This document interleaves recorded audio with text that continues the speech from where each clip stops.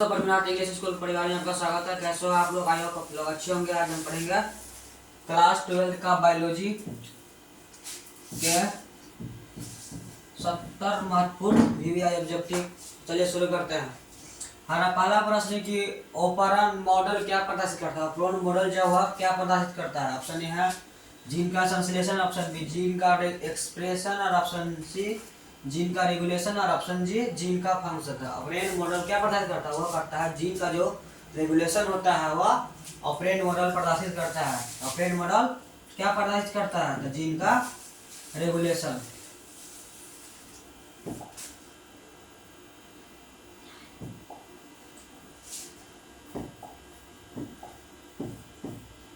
Operand model क्या प्रदर्शित करता है? जीन का रेगुलेशन। अगला प्रश्न है निम्न में से किसका पुष्पासन खाया जाता है? निम्न में से किसका पुष्पासन खाया जाता है? ऑप्शन है शरीफा, सेब, नारंगी और इनमें से सभी। पुष्पासन जो है किसे खाया जाता है? सेब का जो है पुष्पासन खाया जाता है। तो निम्न में से किसका पुष्पासन खाया जाता है? ऑप्शन नंबर बी सेब का। अगला प्रश्न है डीएनए निम्न में से किस अनुवांशिक पदार्थ है? डीएनए जो है निम्न में से किसका अनुवांशिक पदार्थ है? ऑप्शन है टीएमबी, ऑप्शन बैक्टीरिया फौज और ऑप्शन सी है ए और बी दोनों और ऑप्शन डी इनमें से कोई नहीं। डीएनए निम्न में से जो है टीएमबी और बैक्टीरिया दोनों का अनुवांशिक पदार्थ है। डीएनए जो है वह टीएमबी का भी और बैक्टीरियोफाज का भी अनुवांशिक पदार्थ है। इसलिए राइट आंसर हो जाएगा इसका नंबर सी के ए और बी दोनों डीएनए के अनुवांशिक पदार्थ है। अगला प्रश्न है कि पारिस्थितिकी तंत्र की आहार श्रृंखला में ऊर्जा का प्रभाव होता है। पारिस्थितिकी तंत्र की आहार श्रृंखला में ऊर्जा का प्रभाव क्या होता है? ऑप्शन है एकादशीय, ऑप्शन बी द्विदिशीय, ऑप्शन बी बहुदशीय और ऑप्शन डी इनमें से कोई नहीं थी। पारिस्थितिकी तंत्र की आहार श्रृंखला में जो ऊर्जा का प्रभाव जो होता है वह एकादशीय होता है। तो पारिस्थितिकी तंत्र की आहार श्रृंखला में ऊर्जा का प्रभाव क्या होता है? एक दिशीय।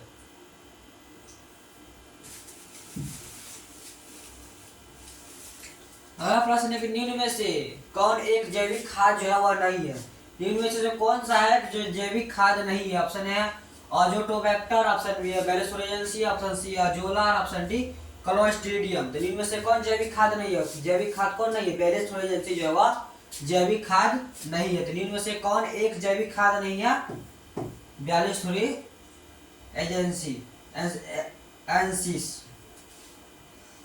अगला प्रश्न है कि क्षय रोग का संक्रमण मुख्यतः किसके द्वारा होता है? क्षय रोग का जो मुख्यतः होता है वह किसके द्वारा होता है? ऑप्शन जल द्वारा, ऑप्शन बी हवा द्वारा, ऑप्शन सी कीट द्वारा, ऑप्शन डी संपर्क द्वारा। तो क्षय रोग का जो संक्रमण का मुख्यतः जो होता है वह हवा द्वारा होता है। क्षय रोग का जो संक्रमण का मुख्यतः है वह हवा द्वारा चलता है, उसमें मिक्स होता है और उसके द्वारा क्षय रोगों का संक्रमण का मुख्यतः हवा द्वारा होता है। अगला प्रश्न है कि जैव रिएक्टर अनुकूलतम परिस्थितिकी में क्या निर्माण करता है? जैव रिएक्टर अनुकूलतम परिस्थितिकी में जो है वह क्या निर्माण करता है? ऑप्शन है उत्पाद, ऑप्शन बी जीव, ऑप्शन सी माध्यम और ऑप्शन डी में से कोई नहीं। जैव रिएक्टर अनुकूल में परिस्थितिकी में क्या निर्माण करता है? वह उत्पाद निर्माण करता है। जैव रिएक्टर अनुकूलतम परिस्थितिकी में क्या निर्माण करता है? उत्पाद।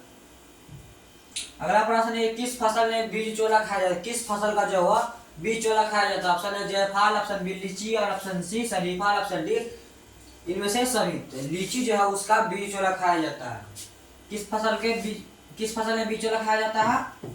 वह क्या लीची का जो है बीज चोला खाया जाता है। अगला प्रश्न है कि SO2 प्रदूषक सूचक जो है वो किसका है? SO2 जो प्रदूषक है वह किसका है? SO2 किसका सूत्र है? ऑक्सीजन का। SO2 प्रदूषक किसका सूचक है? शैवाल का, लाइकेन का, कवक का, इनमें से सभी का। SO2 प्रदूषक सूचक जो है वह शैवाल का भी है, लाइकेन के भी है और कवक का भी है। तो SO2 प्रदूषक सूचक जो है वह इनमें से सभी का SO2 प्रदूषण सूचक है। अगला प्रश्न है कि शहद का निर्माण कौन करता है?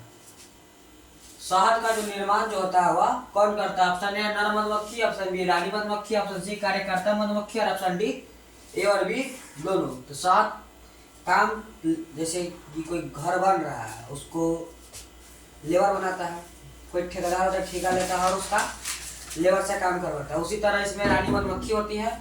उस रानी मधुमक्खी के आदेश पर जो उसका कार्यकर्ता मधुमक्खी होता है, रानी मधुमक्खी के आदेश पर वह शहद का निर्माण करती है, फूल पर जाती है, फूल से वह रस निकाल के शहद का निर्माण करती है। शहद का निर्माण कौन करता है? वह कार्यकर्ता मधुमक्खी जो है वह शहद का निर्माण करता है।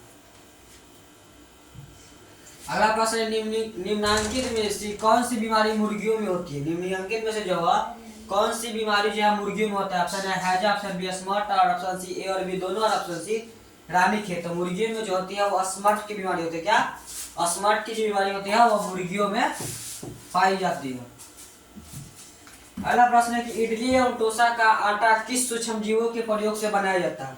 इडली एवं जो डोसा जो है वह किस सूक्ष्म जीवों के प्रयोग से बनाया जाता है? ऑप्शन जीवाणु, option B lactobacillus, option C विषाणु और ऑप्शन डी यशिष्टि। इडली एवं डोसा का जो सूक्ष्म जीवों के प्रयोग से बनाया जाता है वह किससे? वो जीवाणु से बनाया जाता है। इडली एवं डोसा का आटा किस सूक्ष्म जीव से प्रयोग से बनाया जाता है? वह जीवाणु के सूक्ष्म जीवों से इडली एवं डोसा का आटा के प्रयोग से, जीवाणु के प्रयोग से बनाया जाता है। किसके?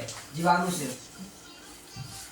अगला प्रश्न है कि एगारोज किससे प्राप्त किया जाता है? एगारोज जो है किससे प्राप्त किया जाता है? ऑप्शन है मक्का से, ऑप्शन बी समुद्री घास से, ऑप्शन डी साइकस से, ऑप्शन डी में से कोई नहीं। तो एगारोज जो किससे प्राप्त किया जाता है? समुद्री घास जो होता है उससे एगारोज प्राप्त किया जाता है। एगारोज किससे प्राप्त किया जाता है? वह समुद्री घास से एगारोज प्राप्त किया जाता है। अगला प्रश्न है कि ऑपरेन मॉडल किसने प्रस्तावित किया था? ऑपरेन मॉडल जो हुआ किसने प्रस्तावित किया था? ऑप्शन ए वास्टर तथा क्रीक ने, ऑप्शन बी निरेनबर्ग ने, ऑप्शन बी जैकब तथा मोनार्ड ने और ऑप्शन डी में से कोई नहीं। ऑपरेन तथा मॉडल किसने प्रस्तावित? और जैकब तथा मोनार्ड जो हुआ ऑपरेन मॉडल ने ऑपरेन मॉडल किसने प्रस्तावित किया था? वह जैकब तथा मोनार्ड ने ऑपरेन मॉडल प्रस्तावित किया था। अगला प्रश्न है ऋतु स्राव चक्र किसमें होता है? ऋतु स्राव चक्र जो होता है वह किसमें होता है? ऑप्शन है मनुष्य में, ऑप्शन बी बंदर में, ऑप्शन सी चिंपैंजी में और ऑप्शन डी में से सभी में। तो ऋतु स्राव चक्र जो होता है वह मनुष्य में भी होता है और बंदर में भी होता है और चिंपैंजी में भी होता है। तो ऋतु स्राव चक्र किसमें होता है? इनमें से सभी में होता है। मनुष्य ऋतु स्राव चक्र किसमें होता है? इनमें से सभी में। अगला प्रश्न द्विखंडन किसमें पाया जाता है? ऑप्शन ए अमीबा में, ऑप्शन बी पैरामीशियम में, ऑप्शन सी ए और बी दोनों में और ऑप्शन डी में से कोई नहीं। तो अमीबा जो किसमें पाया जाता है? द्विखंडन किसमें पाया जाता है? अमीबा में पाया जाता है और पैरामीशियम में पाया जाता है। द्विखंडन जो है वह अमीबा में पाया जाता है और पैरामीशियम में पाया जाता है। द्विखंडन किसमें पाया जाएगा? ए और बी दोनों में द्विखंडन किस में पाया जाएगा? ए और बी दोनों में। अगला प्रश्न है डीएनए अणु से साइटोसिन 18% है तो एडेनिन का प्रतिशत जो है क्या होगा?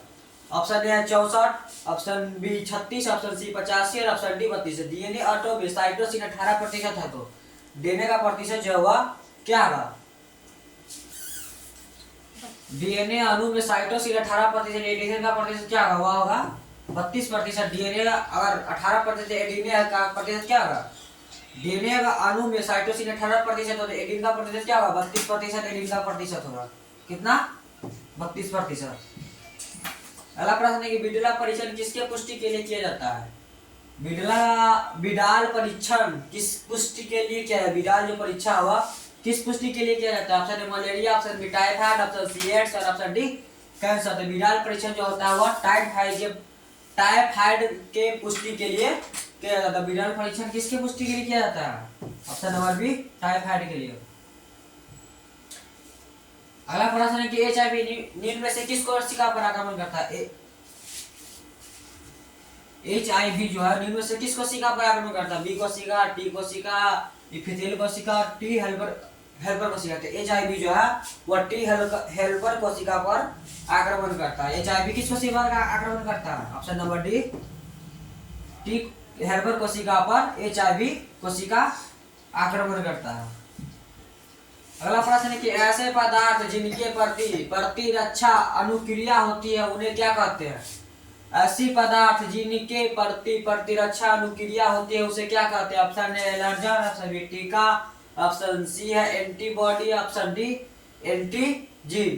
तो ऐसे पदार्थ जिनके प्रति परीक्षण रक्षा होता है, अनुक्रिया होती है, उन्हें क्या कहते हैं? उन्हें एंटीजन कहते हैं। जैसे पदार्थ जिनके प्रति प्रतिरक्षा अनुक्रिया होती है उसे एंटीजन कहते हैं। अगला प्रश्न है कि एलर्जी के कारण निकलने वाला रसायन है, एलर्जी के कारण जो है वह निकलने वाला रसायन में से कौन है? ऑप्शन है हिस्टामिन, ऑप्शन बी सीरोटोनिन और ऑप्शन सी ए और बी दोनों, ऑप्शन डी में से कोई नहीं थे। एलर्जी के कारण जो निकलने वाला रसायन कौन है? वो हिस्टामिन भी है और सीरोटोनिन भी है। तो एलर्जी के कारण निकलने वाला रसायन कौन हो जाएगा? ए और बी दोनों हो जाएगा। अगला प्रश्न, निम्न में से कौन सा युग्म से संयोजित कर भ्रूणपोष बनता है? निम्न में से कौन नर युग्म संयोजित कर भ्रूणपोष बनाता है? ऑप्शन ए निष्कांड, ऑप्शन बी एंटीप्लास्ट, ऑप्शन सी है सहायक कोशिका और ऑप्शन डी द्वितीयक केंद्रक। तो निम्न में से नर युग्म से संयोजक कर भ्रूणपोष बनाता है, वह द्वितीयक कोशिका जो है, और निम्न में से नर युग्म को संयोजक कर भ्रूणपोष बनाता है कौन? द्वितीयक केंद्रक। अगला प्रश्न है कि एक जीन जोड़ा दूसरे जीन जोड़ा को प्रभाव को दबा देता है, इस घटना को क्या कहते हैं? ऑप्शन ए एपिस्टैसिस, ऑप्शन बी प्रभाविता, ऑप्शन सी उत्परिवर्तन और ऑप्शन डी इनमें से कोई नहीं। तो ऐसे जीन, एक जीन जोड़ा दूसरे जीन को जोड़ा को प्रभाव को दबा देता है, इस घटना को क्या कहते हैं? एपिस्टैसिस कहते हैं। इस घटना को क्या कहते हैं? एपिस्टैसिस कहते हैं। अगला प्रश्न है ट्रांसफर आयरन में पाए जाने वाले 3 क्षारों का क्रम जो संदेशवाहक आयरन कोडन से बहता है उसे क्या कहते हैं? ऑप्शन ए है त्रिक, option B nonsense code, option C anticodon codon, option G समापन कोडोन। ट्रांसफर आयरन में पाए जाने वाले 3 क्षारों का क्रम जो संदेशवाहक आयरन कोडोन से बहता है उसे क्या कहते हैं? उसे कहते हैं एंटी कोडोन कहते हैं। अगला प्रश्न है कि बुचेरिया बैक्टोफटी जो आदमी में फाइलेरिया रोग पैदा करता का समूह जो है वह क्या है? ऑप्शन है प्रोटोजोआ, ऑप्शन बी जीवाणु, ऑप्शन सी विषाणु और ऑप्शन सी हेलमिंथ। तो बुचेरिया बैक्टोफटी जो आदमी के फाइलेरिया रोग पैदा करता है का समूह क्या है? वह है हेलमिंथ जो है। बुचेरिया बैक्टोफटी जो आदमी फाइलेरिया रोग पैदा करता है उसका समूह कौन है? हेलमिंथ।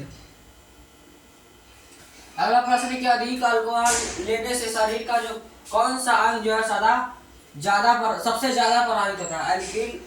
अधिक अल्कोहल लेने से शरीर का जो है कौन सा भाग है जो सबसे ज्यादा प्रभावित होता है? ऑप्शन ए फेफड़ा, ऑप्शन बी यकृत और ऑप्शन सी स्प्लीन और ऑप्शन डी आमाशय। अधिक अल्कोहल लेने सबसे ज्यादा प्रभावित होने वाला शरीर का कौन अंग है? वो यकृत जो है अधिक अल्कोहल लेने से सबसे ज्यादा प्रभावित होने वाला अंग है। अधिक अल्कोहल लेने से शरीर का कौन सा अंग सबसे ज्यादा प्रभावित होता है? ऑप्शन नंबर बी यकृत जो है अधिक अल्कोहल लेने से शरीर का सबसे ज्यादा प्रभावित होता है।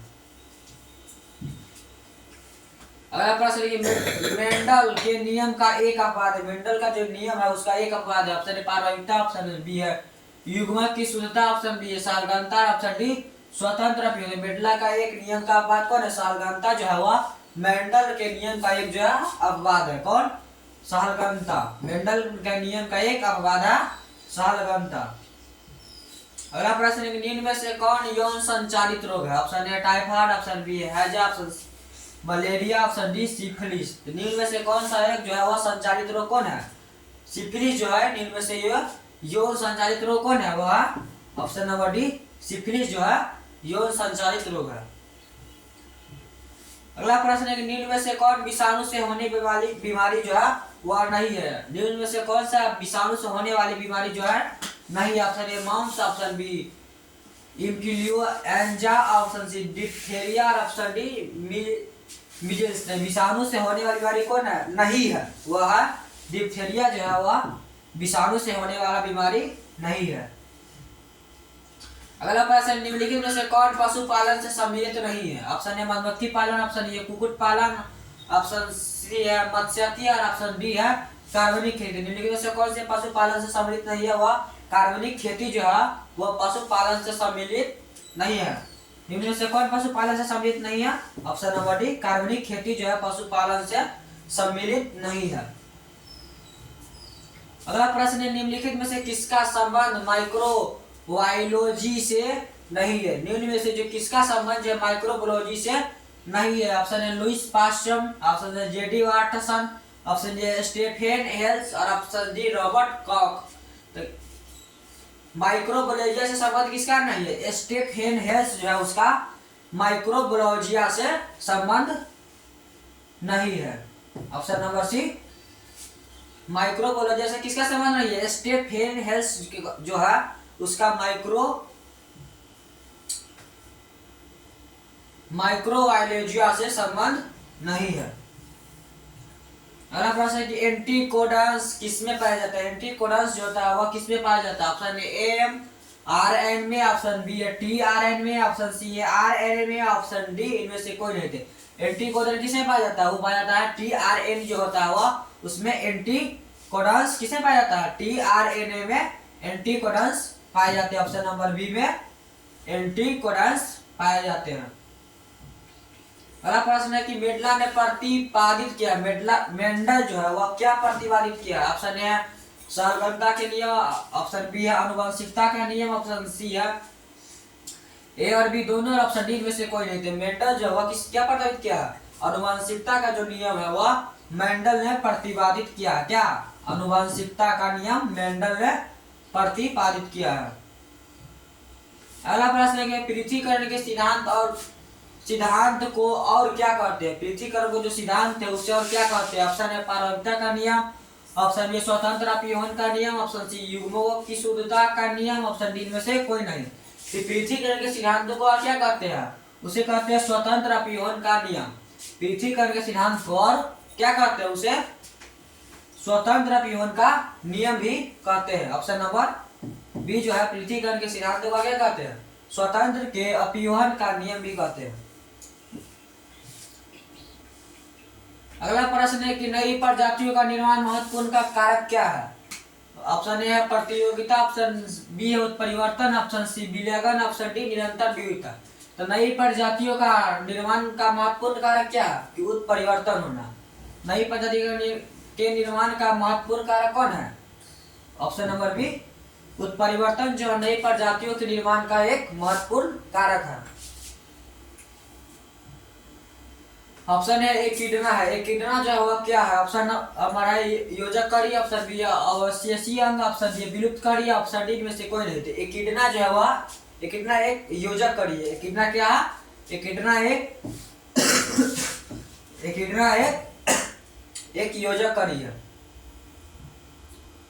अगला प्रश्न डोडो है। डोडो क्या है? डोडो क्या है? डोडो क्या? ऑप्शन है विलुप्त प्रजाति, ऑप्शन संकरग्रस्त प्रजाति, ऑप्शन सी है आपातिग्रस्त प्रजाति, ऑप्शन डी में से कोई नहीं। डोडो एक क्या है? डोडो एक विलुप्त प्रजाति है। डोडो एक विलुप्त प्रजाति है।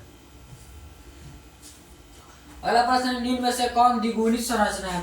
निम्नलिखित में से कौन एक द्विगुणित संरचना? ऑप्शन ए अडानो, ऑप्शन बी भ्रूणपोष, ऑप्शन सी युग्मनज, ऑप्शन डी में से कोई नहीं। तो निम्न में से कौन एक द्विगुणित संरचना? निम्नलिखित में से कौन एक जो है द्विगुणित संरचना? युग्मज जो है वह द्विगुणित संरचना कौन है? युग्मनज जो है वह द्विगुणित संरचना। ऑप्शन नंबर सी हो जाएगा इसका राइट आंसर।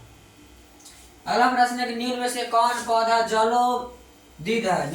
निम्न में से जो कौन पौधा वह जलोदीद है? ऑप्शन ए सिंघाड़ा, ऑप्शन सी है नागफनी और ऑप्शन सी है शीशम, ऑप्शन डी एकेसिया। तो निम्न में से कौन पौधा जलोदीद है? जलोदीद जो है निम्न में से कौन? सिंघाड़ा निम्न में से कौन पौधा जलोदीद है? तो सिंघाड़ा जो है वह जलोदीद पौधा है। तो निम्न में से कौन पौधा जलोदीद है? तो ऑप्शन नंबर ए सिंघाड़ा जो है वह जलोदीद पौधा है। अगला प्रश्न है कि सर्वेली कोशिका पाई जाती है। सर्वेली कोशिका जो है किसमें पाई जाती है? ऑप्शन ए वृषण में, ऑप्शन बी गर्भाशय में, ऑप्शन सी अंडाणु में, ऑप्शन डी यकृत में। सर्वेली कोशिका जो है किसमें पाई जाती है? तो सर्वेली कोशिका जो वृषण जो होता है, वृषण में सर्वेली कोशिका पाई जाती है। तो ऑप्शन नंबर ए हो जाएगा इसका राइट आंसर। सर्वाली कोशिका किसमें पाई जाती है? विषम में सर्वाली कोशिका पाई जाती है। अगला प्रश्न है कि मनुष्य में गुणसूत्र की संख्या जो होती है वह कितनी होती है? तो मनुष्य में ऑप्शन गुणसूत्र की संख्या कितनी है? ऑप्शन ए है 44 plus X, option B 44 plus X Y, option C 46 plus X Y, option D 46 X. तो मनुष्य में है वह एक्स और वाई दोनों पाया जाता है। ऑप्शन ए है 44 एक्स, ये गलत हो गया। ऑप्शन नंबर है 44 एक्स वाई। मनुष्य गुणसूत्र के जो जोड़े पूछे जाएंगे तो उसमें मारेंगे 23 जोड़े। अगर डायरेक्ट पूछा जाएगा कि मनुष्य में पुरुष में गुणसूत्र की संख्या कितनी होती है तो उसमें मानेंगे 44 एक्स वाई जो है रहेगा ऑप्शन नंबर बी। मनुष्य में अगर पूछे गुण मनुष्य के पुरुष में पूछेगा गुणसूत्र की जो कितने जोड़े पाए जाते हैं तब मानेंगे 23 जोड़े। अगर ऐसे पूछेगा मनुष्य पुरुष में गुणसूत्र की कितने संख्या है तो मानेंगे 44 प्लस एक्स वाई जो है 44 एक्स 22 गो एक्स और 22 वाई जो है वह मनुष्य में गुणसूत्र की संख्या कितनी 44 गो है मनुष्य में गुणसूत्र की संख्या। अगला प्रश्न है गैंडा अभयारण्य किस राज्य में अवस्थित है? ऑप्शन है असम में, ऑप्शन बी पश्चिम बंगाल में, ऑप्शन सी उत्तर प्रदेश में, ऑप्शन डी बिहार में। तो गैंडा अभयारण्य जो है असम में अवस्थित है। तो गैंडा अभयारण्य किस राज्य में अवस्थित है? वह असम में अवस्थित है। अगला प्रश्न है कि बायोगैस किस में होता है? बायोगैस जो होता है वह किस किस में पाया जाता है? ऑप्शन है CO2 में, ऑप्शन बी है H2 में, ऑप्शन CH4 में, ऑप्शन डी में से सही में। तो बायोगैस जो होता है CO2 में भी होता है, H2 में भी होता है और CH4 में भी होता है। इसका आंसर हो जाएगा बायोगैस किसमें पाया जाता है? इनमें से सभी में बायोगैस पाया जाता है। अगला प्रश्न है कि क्रॉसिंग ओवर किस अवस्था में? क्रॉसिंग ओवर जो होता है वह किस अवस्था में आता है? ऑप्शन है लेप्टिन में, ऑप्शन सी साइटोकाइनेसिस में, ऑप्शन सी है पैकिटिन में, ऑप्शन सी है डाइकाइनेसिस में। तो क्रॉसिंग ओवर जब पैकिटिन की अवस्था होता है तब क्रॉसिंग ओवर की आवश्यकता पड़ती है। तो क्रॉसिंग ओवर किस अवस्था में होता है? तब पैकिटिन की अवस्था में क्रॉसिंग ओवर किया जाता है। अगला प्रश्न है PCR से किसकी जांच होती है? PCR से जो है वह किसकी जांच होती है? HIV का, ऑप्शन क्षय रोग का, ऑप्शन सी हैजा का, ऑप्शन डी कैंसर का। तो PCR से जो होता है HIV का जांच कर सकते हैं। PCR से किसका जांच होता है? HIV का PCR से जांच होती है। अगला प्रश्न है कि प्रत्येक जीवित पादप कोशिका से पूर्ण पौधा बना जाता है, इस गुण को क्या कहते हैं? ऑप्शन है क्लोनिंग, ऑप्शन बी है सोमोक्लोन, ऑप्शन सी कीटोपोटेंसी, ऑप्शन डी इनमें से सभी। प्रत्येक जीवित पादप कोशिका को पूर्ण पौधा बना जाता है, इस गुण को टोटिपोटेंसी कहते हैं। प्रत्येक जीवित पादप कोशिका को पूर्ण पौधा बना जाता है, इस गुण को क्या कहते हैं? टोटिपोटेंसी कहते हैं। इस गुण को क्या कहते हैं? टोटिपोटेंसी इस गुण को कहते हैं। अगला प्रश्न है कि आवृत बीजी पौधे के भ्रूण पोष में गुणसूत्र की जो होता है वह सूत्र घनता क्या होती है? ऑप्शन है N, option B 2N, option C 3N, option D में से ऑप्शन डी ए और सी दोनों। आवृत बीजी पौधे के भ्रूण पोष में गुणसूत्र की जो सूत्र घनता क्या होती है? 3N जो है वह आवृत बीज के पौधे के भ्रूण पोष में गुणसूत्र की सूत्र घनता क्या होती है? 3N जो है वह सूत्र घनता होती है कितनी? 3N।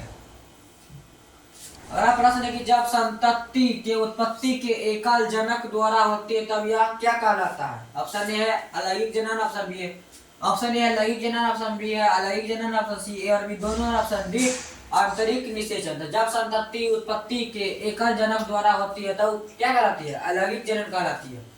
जब संतति के उत्पत्ति का एकल जनक द्वारा होती है तब यह अलैंगिक जनन कहा जाता है या कहलाती है। अगला प्रश्न है कि मानव युग में गुणसूत्र की संख्या जो है कितनी है? ऑप्शन है एक, ऑप्शन बी 23, ऑप्शन सी पुरुष मतलब ऑप्शन सी 44, ऑप्शन डी में 46। तो मानव युग में गुणसूत्र की संख्या कितनी है? डायरेक्ट पूछ रहा है।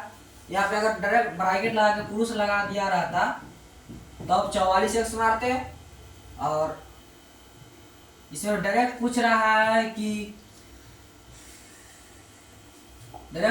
मानव युग में गुणसूत्र की संख्या कितनी होती है? बताया मानव युग में टोटल 23 जोड़े गुणसूत्र पाए जाते हैं। तो मानव युग में गुणसूत्र की संख्या कितनी होगी? ऑप्शन नंबर बी 23 जोड़े पाए जाते हैं। अगला प्रश्न है कि रेस्ट्रिक्शन एंजाइम जो है वह क्या है? रेस्ट्रिक्शन एंजाइम जो है वह क्या? ऑप्शन है एक्सोन्यूक्लियेज, ऑप्शन बी है एंडोन्यूक्लियेज, ऑप्शन बी है लाइगेज, ऑप्शन सी डी है पॉलीगेरेज। रेस्ट्रिक्शन एंजाइम जो है वह क्या है? ऑप्शन है एक्सोन्यूक्लियेज, ऑप्शन बी है एंडोन्यूक्लियेज। रेस्ट्रिक्शन एंजाइम जो है वह एंडोन्यूक्लियेज जो है रेस्ट्रिक्शन एंजाइम है। अगला प्रश्न है कि राष्ट्रीय उद्यान में सुरक्षा प्रदान की जाती है, किनके द्वारा प्रदान की जाती है? फ्लोरो की, ऑप्शन बी फाउंड की, ऑप्शन सी पारिस्थितिकी तंत्र की, और ऑप्शन डी ए और बी दोनों की। तो राष्ट्रीय उद्यान में सुरक्षा किसकी प्रदान की जाती है? फ्लोरो की भी की जाती है और फाउंड की भी की जाती है। तो राष्ट्रीय उद्यान में सुरक्षा किसकी प्रदान की जाती है? ए और बी दोनों की सुरक्षा प्रदान की जाती है। अगला प्रश्न है कि द्वितीयक उत्पादक किससे संबंधित? द्वितीयक उत्पादक जो है वह किससे संबंधित है? उत्पादक से, ऑप्शन बी शाकाहारी से, ऑप्शन सी मांसाहारी से, ऑप्शन डी में से कोई नहीं। तो द्वितीयक उत्पादक किससे संबंधित है? शाकाहारी से जो है वह द्वितीयक उत्पादक संबंधित है। किससे? ऑप्शन नंबर बी शाकाहारी से। अगला प्रश्न है पास्चुराइजेशन में गर्म क्या करते हैं? ऑप्शन ए केवल दूध को, ऑप्शन बी किसी भी तरल को 100 डिग्री से सेल्सियस के ऊपर, ऑप्शन सी है किसी भी तरल को 70 डिग्री सेल्सियस पर, ऑप्शन डी में से कोई नहीं। तो पास्चुराइजेशन में किसे गर्म करते हैं? केवल दूध को पास्चुराइजेशन में गर्म कर सकते हैं। अगला प्रश्न है कि परागवृत्ति होती है, परागवृत्ति जो है वह क्या होती है? ऑप्शन ए है एक स्तरीय, ऑप्शन बी द्विस्तरीय, ऑप्शन सी त्रिस्तरीय, और ऑप्शन डी बहुस्तरीय। परागवृत्ति जो होता है वह द्विस्तरीय होता है। परागवृत्ति किस होती है क्या? ऑप्शन नंबर बी द्विस्तरीय, द्विस्तरीय जो होता है वह परागवृत्ति होती है। अगला प्रश्न है कि टी लिम्फोसाइट उत्पन्न होता है। टी लिम्फोसाइट कब उत्पन्न होता है? किसमें उत्पन्न होता है? टी लिम्फोसाइट जो है वह किसमें उत्पन्न होता है? ऑप्शन ए अस्थित मज्जा से, ऑप्शन बी पेट से, ऑप्शन सी थाइमस से, ऑप्शन डी यकृत से। तो टी लिम्फोसाइट जो है वह अस्थित मज्जा से उत्पन्न होता है। टी लिम्फोसाइट किससे उत्पन्न होता है? ऑप्शन नंबर ए अस्थित मज्जा से। अगला प्रश्न है ECORI एंजाइम का स्रोत है। ECORI एंजाइम का जो स्रोत है क्या? ऑप्शन है BMHA1, ऑप्शन सी बी है E.COLI, ऑप्शन सी ए और बी दोनों, ऑप्शन डी हिंदी 3। ECOR का एंजाइम का स्रोत क्या है? ECOCOLI जो है ECORI का एंजाइम का स्रोत है। कौन? ऑप्शन नंबर बी ECOLI जो है ECOR एंजाइम का स्रोत है। अगला प्रश्न, निम्न में से कौन कीटभक्षी पौधा? निम्नलिखित में से कौन जो है वह कीटभक्षी पौधा? ऑप्शन है ड्रोसेरा, ऑप्शन बी नेफिथिस, और ऑप्शन बी ए और बी दोनों, ऑप्शन डी है हाइड्रिला। तो निम्नलिखित में से कौन कीटभक्षी पौधे है? तो ड्रोसेरा जो है वह कीटभक्षी पौधी है, कीटभक्षी पौधे है, और ऑप्शन नेफिथिस भी है जो कीटभक्षी पौधे है, और ऑप्शन निम्न में से कौन कीटभक्षी पौधे है? ऑप्शन नंबर सी ए और बी दोनों हो जाएगा निम्न में से कीटभक्षी पौधे है। अगला प्रश्न है कि निम्न में से कौन उभयलिंग प्राणी है? निम्नलिखित में से जो है वह कौन उभयलिंग जो है वह प्राणी कौन है? निम्न में से कौन उभयलिंग प्राणी है? ऑप्शन ए मुर्गी, ऑप्शन बी सांप, ऑप्शन सी ए और बी दोनों, और ऑप्शन डी केचुआ। तो केचुआ जो है वह उभयलिंग प्राणी है। कौन कौन हो जाएगा? निम्न में से कौन उभयलिंग प्राणी है? तो ऑप्शन नंबर डी केचुआ जो है वह एक उभयलिंग प्राणी है। अगला प्रश्न है क्लोरेला निम्न में से क्या? क्लोरेला जो है निम्न में से क्या है? ऑप्शन ए शैवाल, ऑप्शन बी जीवाणु, option C protozoa, option D एकल कोशिका प्रोटीन। तो क्लोरा निम्न में से क्या है? क्लोरेला जो है वह शैवाल है। क्लोरोला जो है क्या है? वह एक क्लोरेला जो है वह एक शैवाल है। अगला प्रश्न है क्रायोजीन ब्लॉक कृत से किस फसल को बचाता है? क्रायोजीन जो है वह बॉल कृत से किस फसल को वह बचाता है? ऑप्शन ए कपास को, ऑप्शन बी चाय को, ऑप्शन सी आम को, ऑप्शन डी गेहूं को। तो क्राइजीन जो हुआ बल्कि से किसको बचाता है? बल्कि से वह कपास के फसल को, क्राइजीन बल्कि फसल को किसको बचाता है? ऑप्शन नंबर ए कपास को। क्राइजीन बल्कि से किसको बचाता है? तो क्राइजीन बल्कि से किसको? कपास को बचाता है। ऑप्शन नंबर ए जगह इसका आंसर। अगला प्रश्न है कि निम्न में से किस डीएनए में कौन से प्यूरिन बेस जो है? निम्न में से जो डीएनए में कौन से प्यूरिन बेस है? ऑप्शन ए है एडेनिन और साइटोसिन, ऑप्शन बी है साइटोसिन और थाइमिन, और ऑप्शन सी है एडेनिन और गुआनिन, ऑप्शन डी में से जो है कोई नहीं। तो निम्न में से डीएनए में कौन सा प्यूरिन बेस जो नहीं है वह है एडीन और गुआनिन जो है डीएनए में प्यूरिन बेस जो है वह नहीं है। अगला प्रश्न है कैंसर किस कारक से होता है? कैंसर जो है वह किस कारक से होता है? ऑप्शन ए जीवाणु द्वारा, ऑप्शन बी ऑन्कोजी द्वारा, ऑप्शन सी ए और बी दोनों द्वारा, ऑप्शन डी इनमें से कोई नहीं। तो कैंसर जो है वह ऑन्कोजीन द्वारा जो है, तो कैंसर किस कारक के द्वारा होता है? ऑन्कोजी कारक के द्वारा जो होता है वह कैंसर का रोग होता है। अगला प्रश्न है कि सूक्ष्म प्रजनन से आप क्या, सूक्ष्म प्रजनन में क्या संभव है? सूक्ष्म प्रजनन जो है उसमें क्या चीज संभव है? ऑप्शन ए अलैंगिक प्रजनन, ऑप्शन बी लैंगिक प्रजनन, ऑप्शन सी ए और बी दोनों, ऑप्शन डी में से कोई नहीं। तो सूक्ष्म प्रजनन में जो है अलैंगिक प्रजनन जो है वह संभव है। सूक्ष्म प्रजनन में क्या संभव हो जाएगा? अलैंगिक प्रजनन संभव हो जाएगा। अगला प्रश्न है कि आयरन के पाइलीमिडीन में पाया जाता है। आयरन के पाइलीमिडीन में क्या पाया जाता है? साइटोसिन एवं थाइमिन, ऑप्शन बी एडिनानिन एवं गुआनिन, ऑप्शन सी साइटोसिन एवं यूरासिल, ऑप्शन डी थाइमिन एवं यूरासिल। तो आयरन के पाइलीमिडीन में पाया जाता है क्या? साइटोसिन और यूरासिल जो है वह आयरन के पाइलीमिडीन में पाया जाता है। कौन? साइटोसिन एवं यूरासिल। अगला प्रश्न है कि ट्रिपल एंटीजन टीका का उपयोग किसके लिए नहीं होता है? ट्रिपल एंटी टीका का उपयोग जो है वह किसके लिए नहीं होता है? Option A diphtheria, option B फ्यूसिस, option C typhoid, option D tetanus. Triple anti टीका का उपयोग जो है वह टाइफाइड के लिए नहीं होता है। ट्रिपल एंटीजन का टीका का उपयोग किसके लिए नहीं होता है? ऑप्शन नंबर सी टाइफाइड के लिए नहीं होता है। अगला प्रश्न है कि निम्न में से कौन ग्रीन हाउस गैस नहीं है? निम्न में से जो है कौन ग्रीन हाउस गैस नहीं है? Option A methane, option B है chloroform carbon, option C carbon monoxide, option C nitrogen. तो निम्न में से कौन ग्रीन हाउस गैस नहीं है? ऑप्शन नाइट्रोजन जो है वह ग्रीन हाउस गैस नहीं है।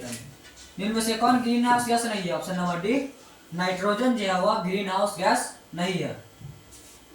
अगला प्रश्न है कान्हा राष्ट्रीय उद्यान प्रसिद्ध किसके लिए प्रसिद्ध? कान्हा नेशनल उद्यान जो है किस किस चीज के लिए प्रसिद्ध? ऑप्शन चिड़ियों के लिए, ऑप्शन बी बाघ के लिए, ऑप्शन सी गेंडों के लिए, ऑप्शन डी घड़ियाल के लिए। तो कान्हा राष्ट्रीय उद्यान जो है बाघों के लिए प्रसिद्ध है। कान्हा राष्ट्रीय उद्यान किसके लिए प्रसिद्ध है? ऑप्शन नंबर बी बाघों के लिए प्रसिद्ध है। अगला प्रश्न है कौन आहार श्रृंखला क्रम का सही है? ऑप्शन है घास, गेहूं और आम, ऑप्शन बी है बकरी, गाय और घास, ऑप्शन सी है बकरी और शेर, ऑप्शन सी घास, मछली और बकरी। तो घास, गेहूं, आम। तो घास से गेहूं आम नहीं होगा। ऑप्शन बी है बकरी, गाय और घास। तो बकरी गाय नहीं खाती है, तो घास बकरी खाती है और बकरी को घास खा जाती है। निम्न में से कौन आहार श्रृंखला क्रम सही है? Option number C. अगला प्रश्न न्यूक्लियोसाइड जो है वह है। न्यूक्लियोसाइड जो है क्या है? ऑप्शन है शुगर प्लस नाइट्रोजन युक्त base, option D sugar phosphate, option C nitrogen phosphate, option D में से सभी। न्यूक्लियोसाइड जो है वह क्या है? ऑप्शन नंबर शुगर प्लस एक नाइट्रोजन युक्त बेस है। अगला प्रश्न है गैमीट निर्माण को क्या कहते हैं? गैमीट जो निर्माण है उसको क्या कहते हैं? ऑप्शन है गैमेटिजेसिस, ऑप्शन साइटोकाइनेसिस, ऑप्शन सी है स्पोरोजेसिस, ऑप्शन डी में से कोई नहीं। तो गैमीट निर्माण को क्या कहते हैं? ऑप्शन नंबर गैमीटी निर्माण को क्या कहते हैं? ऑप्शन नंबर ए गैमीटोजेनेसिस गैमीट निर्माण को करते हैं। वीडियो अच्छा लगा तो लाइक सब्सक्राइब शेयर जरूर कीजिएगा। धन्यवाद।